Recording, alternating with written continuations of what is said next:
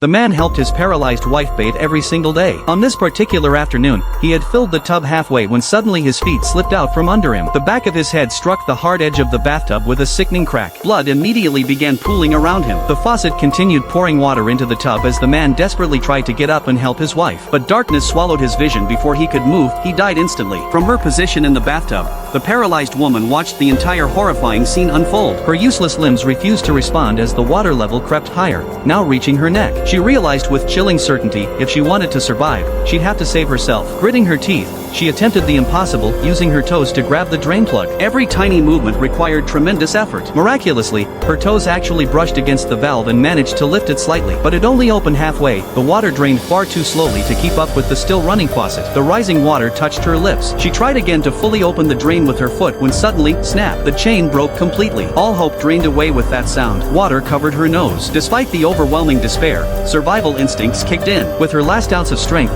she strained to reach the shower knob with her left middle finger. If she could just redirect the water flow. This proved even harder than using her toes. But miraculously, she hit the switch. The water flow slowed down. But by then, she was completely underwater, and her feet floated up. Just as she was about to give up, her swaying body accidentally bumped open the drain. The water in the bathtub started to go down fast. She had finally made it. Then something even more incredible happened. After years of paralysis, feeling suddenly returned to her limbs. But she had no time to celebrate. Her first thought was to check on her husband. Dragging her newly functional but weak body from the tub, she made a horrifying discovery. Her husband's corpse was gone. Only a bloodstain remained on the floor, and bloody smears on the doorframe.